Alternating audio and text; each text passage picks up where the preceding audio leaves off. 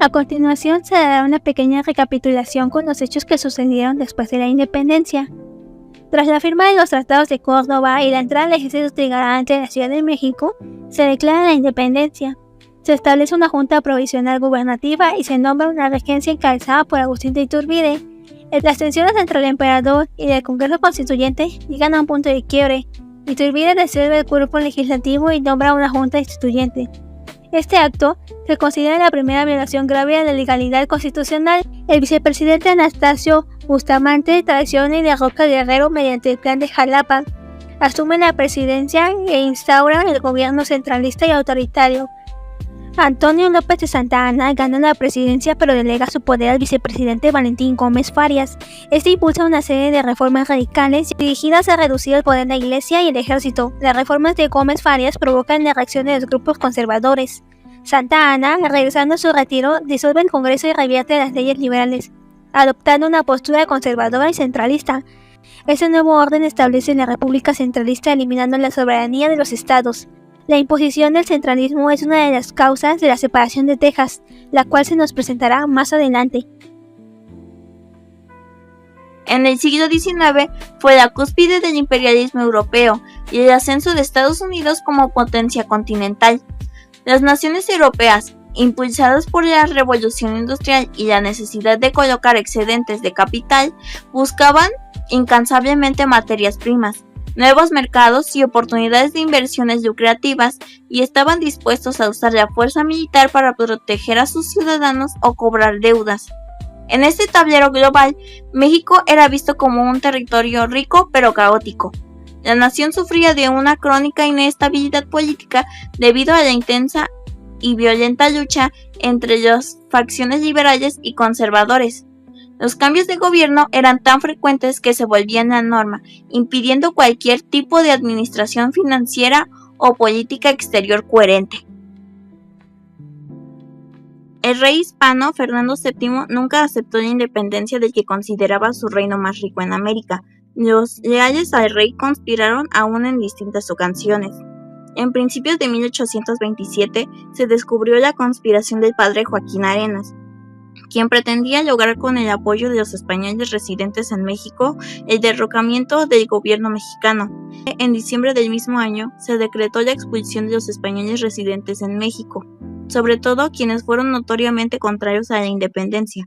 Junto con los peninsulares salieron caudales profundizando la crisis económica que padecía la joven nación. Al tiempo, la corona española quiso aprovechar la grave situación existente para intentar reconquistar su antiguo y preciado reino. Se ordenó entonces la salida de una división hacia Cuba, bajo el mando del brigadier Isidro Barradas, con la tarea de completar la expedición en La Habana para después arribar a tierras mexicanas, hacerse fuerte en la costa e iniciar una campaña al interior del país. Barradas y sus hombres desembarcaron en Cabo Rojo, al norte del estado de Veracruz.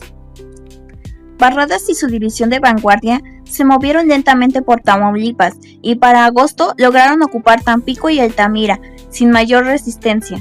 No obstante, al poco tiempo se presentaron cerca de Tampico las primeras fuerzas mexicanas al mando del general Manuel Mier y Terán.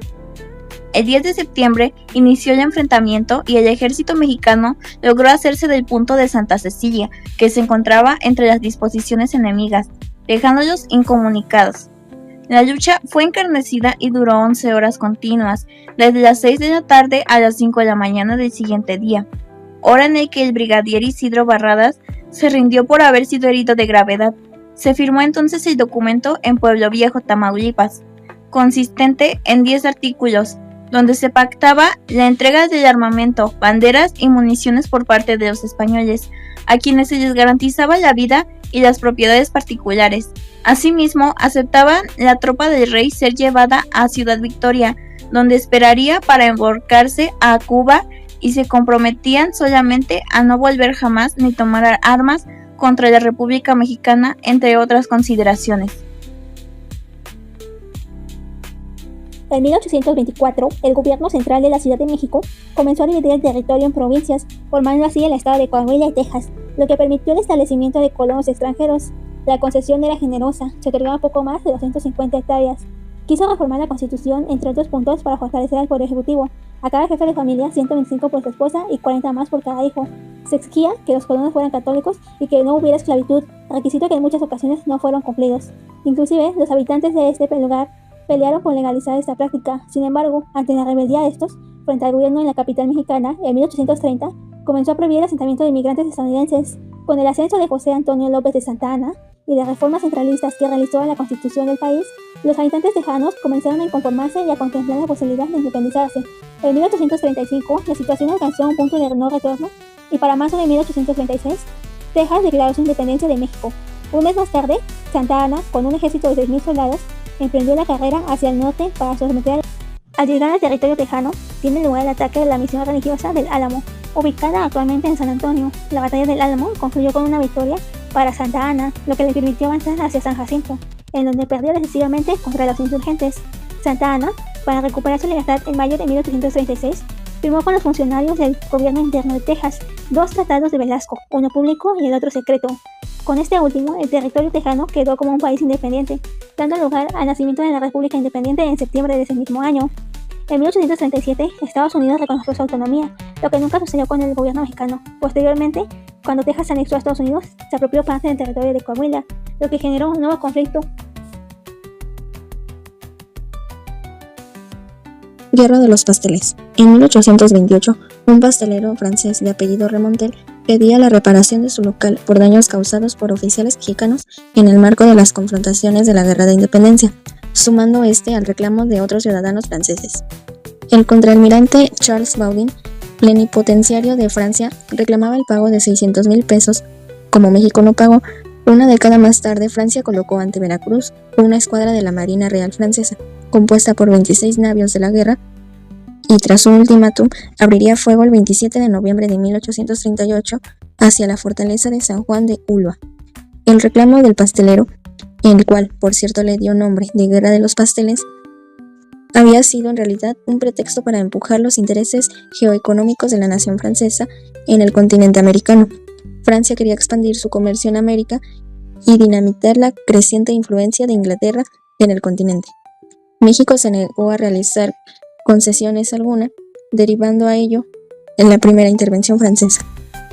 El Tratado de Paz se firmó solo con la concesión del gobierno mexicano de comprometer un pago de 600,000 pesos por los daños infligidos, culminando así el 9 de marzo de 1839.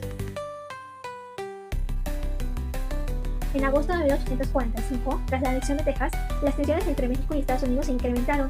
El presidente James Polk quería reafirmar su dominio sobre Texas y además comprar Nuevo México y Alta California. En vista de que el gobierno mexicano se negó a venderlos, decidió tomarlo por la fuerza, ordenando al general Zachary Taylor ocupar la frontera de Texas y México. Posteriormente, a principios de 1846, Taylor marchó con su ejército hasta el río Bravo y en marzo de ese mismo año tomó el camino de Matamoros, en donde el 25 de abril de 1846, la caballería mexicana al mando del general Torrejón derrotó a una fuerza estadounidense de avanzada hacia el frente del capitán Thornton. La invasión inició por la toma de Matamoros, Tamaulipas. Los invasores salieron triunfantes en las batallas de Palo Alto, Resaca de Guerrero y Monterrey. En febrero de 1847 se libró la célebre batalla de Angostura, en donde el ejército mexicano logró frenar la marcha de Taylor. Sin embargo, a partir de ahí los estadounidenses avanzaron desde Veracruz hasta la Ciudad de México al mando del general William Scott. En febrero de 1848, con un país agotado, el gobierno mexicano a cargo de Manuel de la Peña firmó el Tratado de Guadalupe Hidalgo, en el que se confirmó la independencia de Texas. México perdió más de la mitad de su territorio a lo que ahora son los estados de Arizona, California, Nevada, Utah, Nuevo México y parte de Colorado, Wyoming, Kansas y Oklahoma. Estados Unidos recorrió sus límites hasta el río Bravo, haciendo un pago de 15 millones de pesos. Ante el conflicto entre México y los países acreedores europeos, los conservadores vieron la oportunidad de reactivar su viejo proyecto de instaurar una monarquía en México con un noble europeo, que ahora les permitía recuperar el poder y eliminar las leyes reformistas liberales. Napoleón III y los comisionados mexicanos propusieron como candidato para ocupar la monarquía mexicana al archiduque Fernando Maximiliano de Habsburgo. Maximiliano y su esposa, Amalia Carlota de Bélgica, llegaron a la Ciudad de México en junio de 1864. El emperador pronto desilusionó a los conservadores, pues puso en práctica ideas progresistas liberales. Por ejemplo, incorporó en su gabinete a varios liberales moderados, se negó a anular las leyes de reforma y rompió relaciones con el representante del Papa. Desde su proclamación como emperador, intentó dotar al país de un congreso y una nueva constitución, pero solamente se elaboró el Estatuto Provisional del Imperio Mexicano, en abril de 1865. En Estados Unidos, el gobierno de Abraham Lincoln se declaró en principio neutral en el conflicto mexicano, y aunque desconoció a Benito Juárez, le impidieron adquirir pertrechos y armas. Cuando Juárez se estableció en Paso del Norte, cambiaron de política y se opusieron a cualquier presencia francesa en las zonas fronterizas con los Estados Unidos. Una vez derrotado el bando confederado, el presidente Andrew Jackson otorgó un préstamo al gobierno juarista. Ante las presiones de Estados Unidos y una guerra próxima con Prusia, Napoleón III retiró sus tropas de México el 2 de marzo de 1866. En 1867, los republicanos derrotaron a los partidos del imperio. Maximiliano fue aprehendido y fusilado junto con Miramón y Mejía. Terminar la guerra de reforma, México tenía una muy mala situación económica, por lo que el gobierno de Juárez decidió suspender el pago de la deuda externa por 2 años.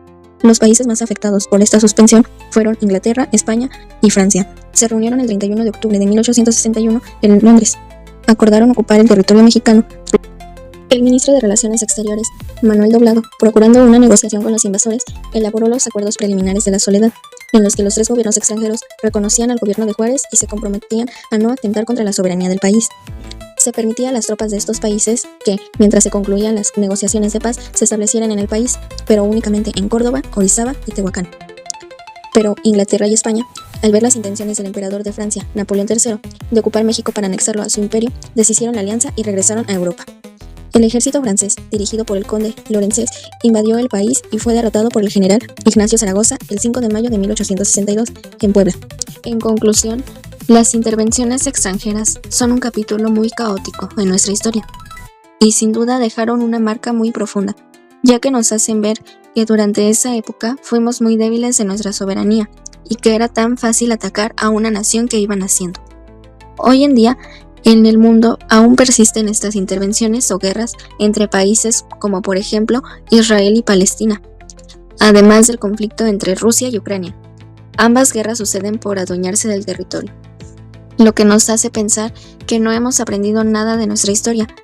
Como dice el ya conocido dicho, quien no conoce su historia está condenado a repetirla. Aunque si bien todas esas guerras dejaron graves consecuencias, nos hacen estar más preparados y fuertes en caso de un nuevo conflicto.